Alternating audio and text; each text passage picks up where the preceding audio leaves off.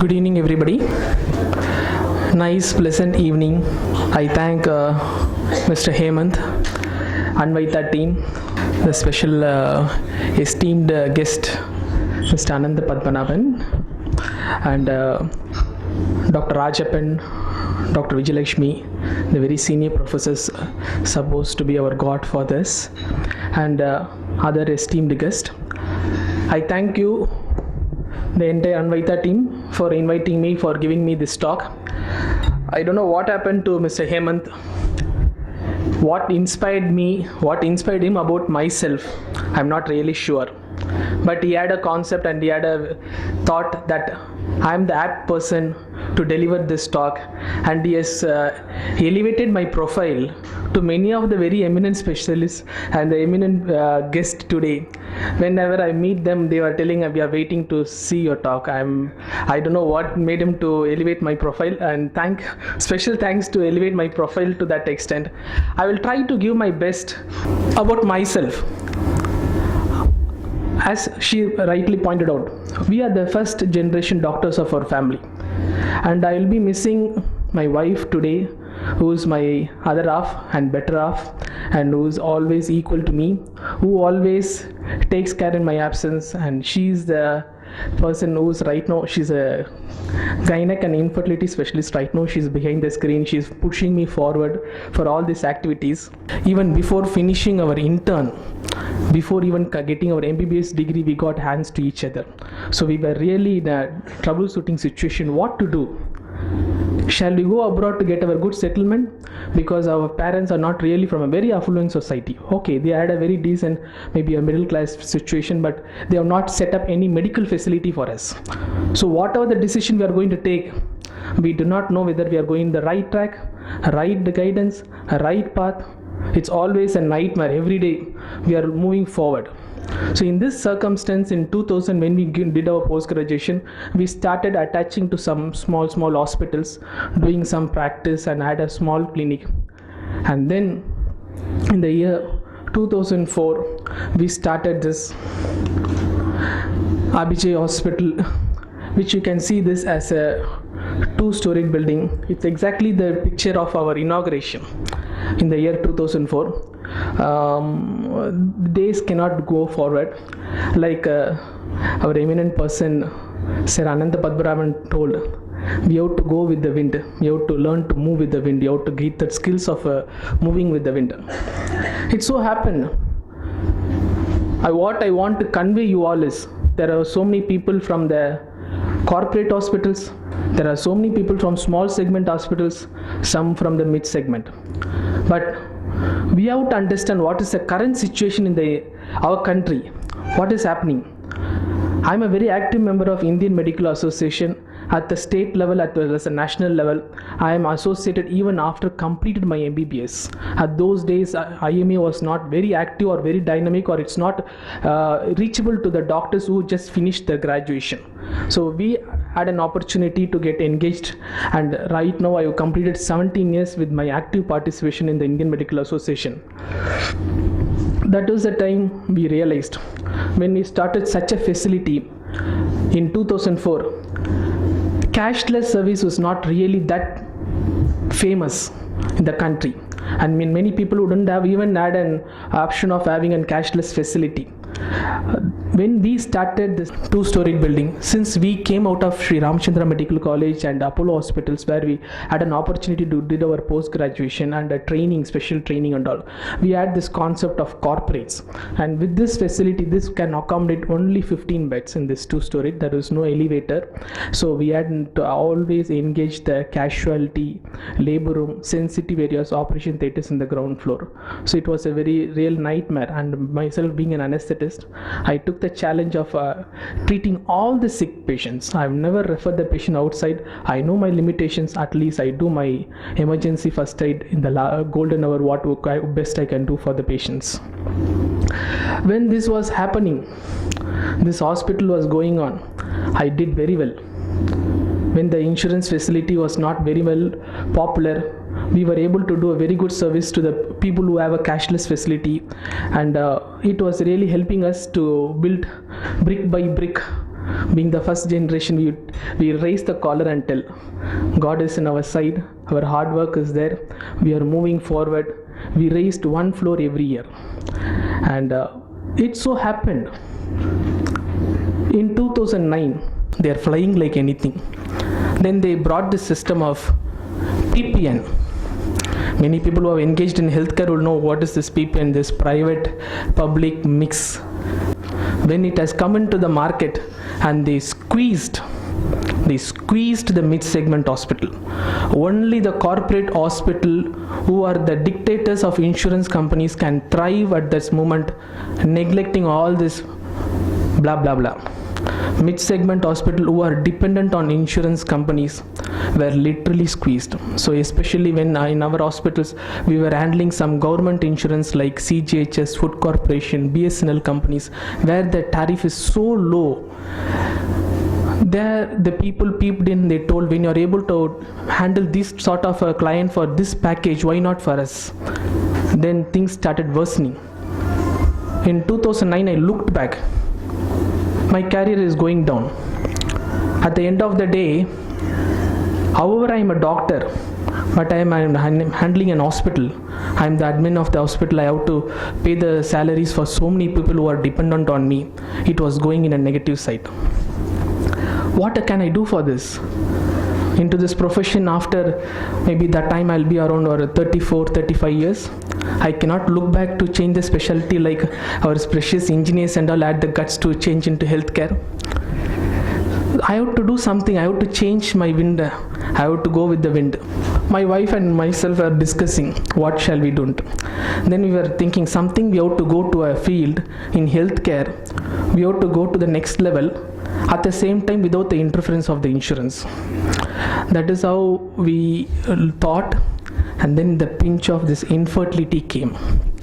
Infertility, none of the insurance sectors takes care of that. So that was there. Even my wife being into gynec, she had this passion of infertility. But I am an anesthetist, you all know. After my anesthesiology, running an hospital, I learned general medicine from the managing the patients. There is no boundary for you. Then I learned diabetology. When my wife is treating gestational diabetes patient, I treated them. In 2010, she underwent a fellowship in reproductive medicine. So it so happened when she was doing this fellowship in reproductive medicine, she told me that I feel that infertility is going to be the future in healthcare, and in that male infertility is going to pop up like anything. Why not you come and join hands with me? So she invited me, she guided me, she told me to go to this one center and start learning andrology. Imagine after 10 years into running an hospital with so much of mental turbulence, managing the patients, I had to go and do a full-time course. So that was the thing I pushed in 2010. I did 1 year full-time fellowship in andrology, and then I got involved in that. Then I added to 1 more year of diploma in embryology. In 2012, we started our own IVF center in the name of ARC Research Center. Is this speech what I've given for 5 to 10 minutes has any relevance for you in this evening? Yes. Never think this is my limit. In 2012, when I came out of this 2 years of struggle, after running an hospital, I did from morning 8 to 4. I started my day at 6 o'clock. I have to drive 2 hours to reach the medical college, do this 2 years course, and I came out as a gold medalist in that embryology program, which will be seeing. I got the medal from the governor. During that time, one of my friends was interacting with me. You will not believe whether I am the person who is going to speak about all these things. When I was associating with one of my colleagues who was doing my post-graduation, he opened Facebook. I asked, what is this? He said, he was giving a laughing smile at me. Hare, you don't know what is Facebook. I don't know, it's a big blunder I am doing. Yes, you are a blunder. You don't know Facebook. Okay, I thought I made a big mistake because of my continuous career in medical field. I am losing the outside world. Then things put into my mind. The same day I went and started exploring. In 2012 I became a Facebook member. Facebook is really something as what gave me the inch, gave me the feel of myself. Something is as what the Anvita once said, some instinct told me, why not you go into this? Why not you use of this opportunity? So you should maintain in a very, if you start using it, you become an addict of it. I said on the same day, one day will come, you will appreciate me, that this Facebook is going to really change this lifestyle and my life and my future. That is how I entered into this medical tourism, or whatever you call SMO, the social media optimization. Now you can understand why this Hemant is going to push me, because I am going to discuss of my experiences in this last 3 years. What has changed in me and what can be the impact of medical tourism for all of us. So today's topic is medical tourism. When I was about to gain knowledge about this insights and marketing of medical tourism, one thing which I was felt that Hemant could have been added is this challenges and limitations. What I mean is so many discouragements happen in the period of evolution. So we need to really think, where are we? What is the future prospect? We have to really have a lot of analytical mind. So there, the doctors lack that. Doctors are really very bad, hard-working personality. They are not smart like IT professionals. IT professionals are very smart. They know how to make things happen. But doctors, I am also doctor. I am also doctor converted IT professional. But still I am a doctor. Don't mistake in that way. I am going to say good and bad of the doctors also. Should in the people can have their own comments and feedback on that. Medical tourism, the future is going at the rate of 30% in a year, and we have a 2 billion industry by 2015. Any other thing you think that doctors are lacking in terms of limitations for medical tourism? 10 minutes, I'll be just finishing.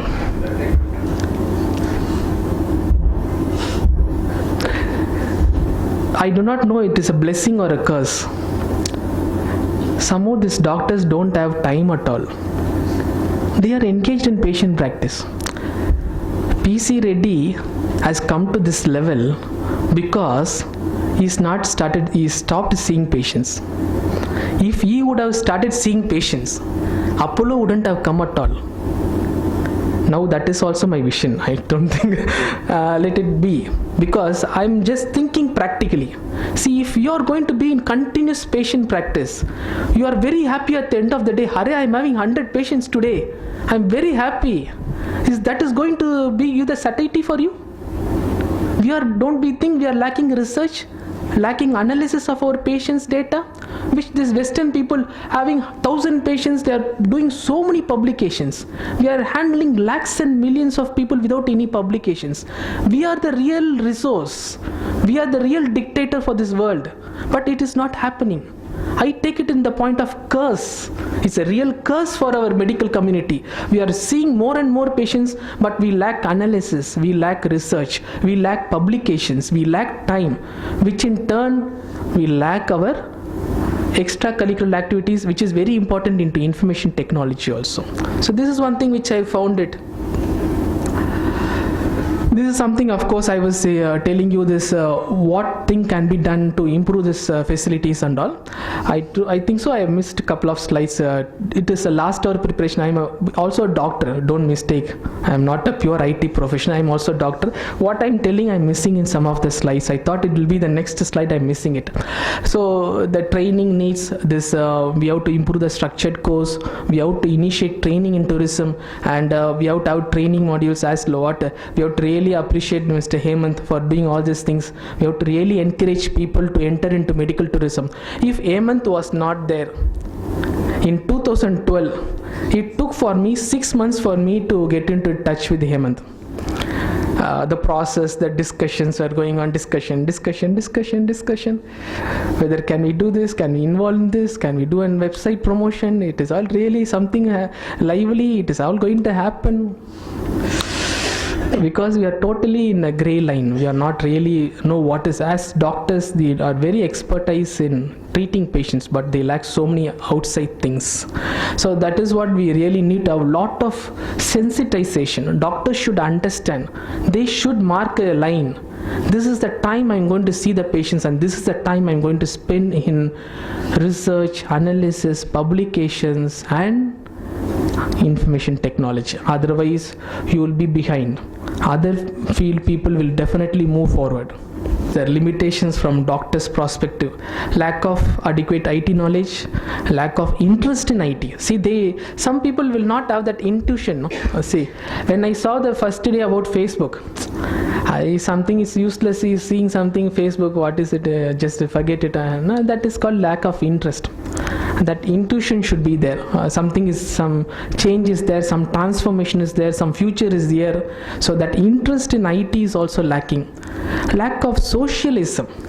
See, I see many very successful practitioners, they will be very,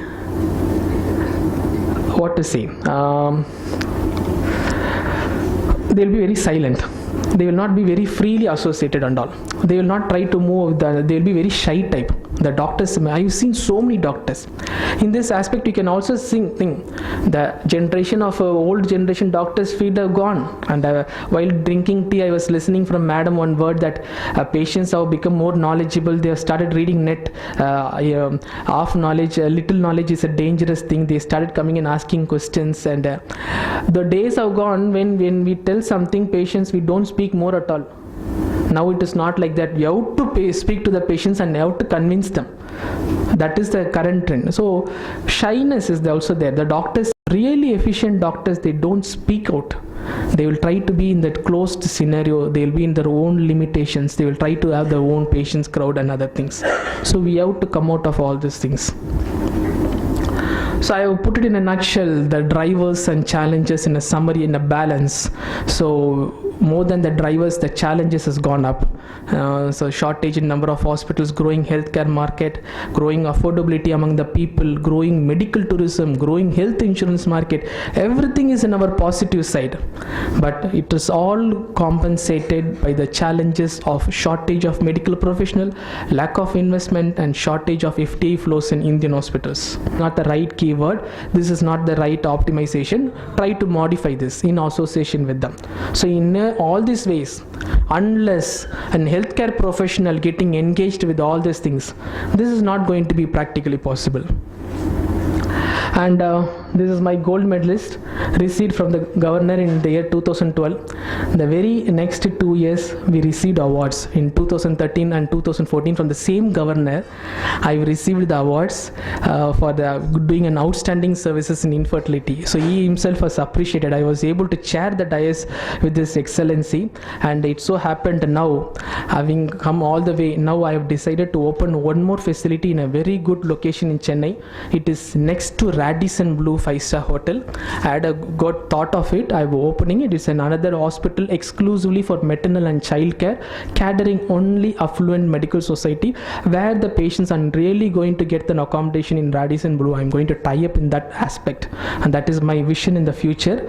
And I'm no more getting pinched into this medical tourism. So we have to look, as sir rightly said, that word is really going to keep me in my mind. We have to go with the wind. So this is what happening, and this is we had a cover story in one of the very famous international magazine, an in-flight magazine, Food and Health, about us. It's a 16-page cover story. It is something we have to understand. This cover story may reach only, they have done some 2.5 lakhs circulation. That is going to be the end of that? You want to restrict to that level? No, I have taken this and I put it in my profile, in my website. That is going to take you to enormous number of people. That they are going to know really who are you, what is your profile, and what is your caliber. So this is what I want to explain you, take you to the next level of internet marketing and medical tourism. Thank you for this opportunity and for your patient listening.